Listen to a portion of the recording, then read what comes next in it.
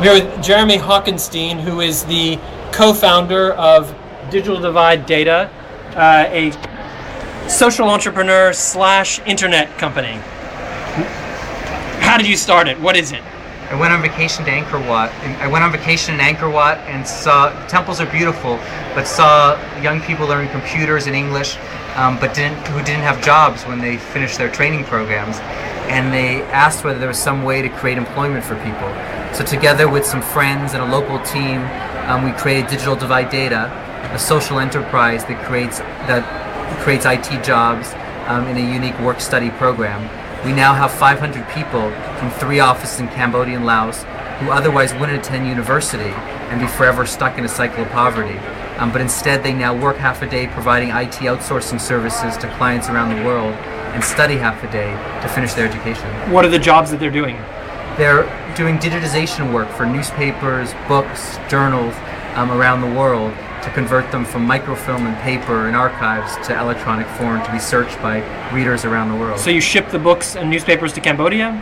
We actually do the scanning in the local countries and then ship the images through the internet and then send back text and files, output files.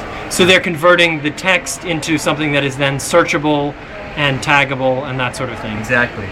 Where are you doing it in Cambodia? In Phnom Penh and in Battambang, and in Laos we're in Vientiane, the capital. And how successful has it been so far? It's been great. We measure ourselves on our graduates and their earnings after they graduate. We've now had 200 graduates who each earn an average of 7 times the average salary. We calculate that as an increase of about $14 million in lifetime earnings just for those 200 people who otherwise would be stuck in a cycle of poverty. And what are your plans for the future? We're looking to expand our program. We've committed CGI to working together with partners to grow to 1,500 people in the region over the next 3 to 5 years. Which countries? Focusing on Cambodia and Laos to start. Okay, and what about the internet connections there? Is that not an issue? It is an issue. It's expensive and slow still, but we can still make it work. We're continuing to look for prices continue to fall, and we hope that we'll continue to do that. What are some of the other challenges you're facing? Convincing people of the high quality work that can be done in Cambodia and Laos. When we started, even people in the country didn't think that it was possible to do this kind of work on deadlines with quality, but we've shown the world that Cambodians and Laotians can do that. The next big challenge is management talent. Cambodia is still just 30 years from Pol Pot, and all of the people who would be senior managers in their 40s and 50s aren't around, and so we really face the challenge of building a management team that can run a world-class enterprise. And this is a self-sustaining enterprise? Yes, the client revenue, which we had for the year that ended June 30th, we had $1.5 million of client revenue that covered the full operating costs.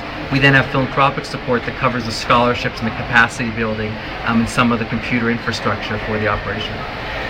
And with this infrastructure, computer infrastructure, is that difficult to bring into Cambodia? No, we can purchase it locally actually. Most that's needed. We do bring in some higher-end servers and networking equipment, but most can be purchased locally very efficiently. And they're sitting in front of a screen looking at a microfiche or a scan of a page and making sure that the digital version is exactly what the text was. Exactly. What happens once all of the newspapers are digitized, or is there enough to keep you busy? There's enough to keep us busy, but we think technology is our friend, and we keep looking for areas where technology can do 95% of the work, but then you need people to do the last part of it. So the software gets very good at newspapers now, but you still need people to match the article from page 1 to 3 and make sure the headline goes with the right article. So it's brought the cost down and it's made it more affordable. Beyond newspapers, though, there's lots of other areas. Video tagging, photo tagging, which in the years ahead will become important.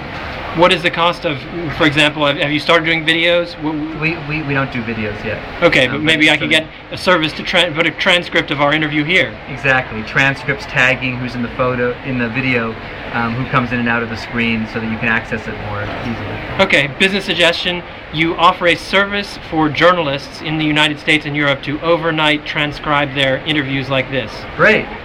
See you there. See you in Phnom Penh. Thanks.